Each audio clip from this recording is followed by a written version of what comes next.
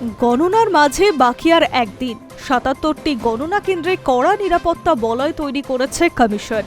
এবার গণনা পর্ব শান্তিপূর্ণভাবে মেটাতে ১৬৫ জন কাউন্টিং অবজারভার নিয়োগ করল নির্বাচন কমিশন। কাউন্টিং অবজারভারদের সাহায্যের জন্য অতিরিক্ত অবজারভার নিয়োগ করা হয়েছে।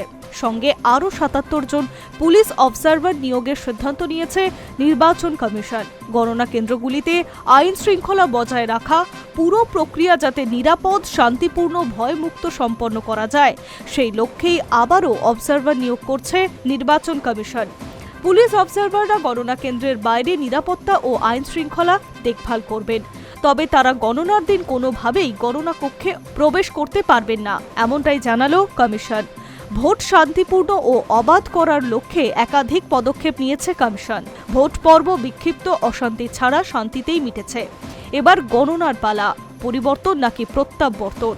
দেশের নজর বাংলায়। সেই গণনা পর্বে যাতে কোনো গণ্ডগোল না হয়, সেই লক্ষ্যেই অবজারভার নিয়োগের সিদ্ধান্ত কমিশনের। সংবিধানের অনুচ্ছেদ ৩২৪ ও প্রাসঙ্গিক আইনের অধীনে এই নিয়োগ করা হয়েছে বলে জানিয়েছে কমিশন। যেসব বিধানসভা কেন্দ্রে একাধিক গণনা কক্ষ রয়েছে, সেখানে কাউন্টিং অবজারভারদের সাহায্যে অতিরিক্ত অবজারভার নিয়োগ করা হয়েছে। অন্যদিকে পুলিশ অবজারভার গণনা কেন্দ্রের বাইরে নিরাপত্তা ও আইন শৃঙ্খলা দেখভাল করবেন।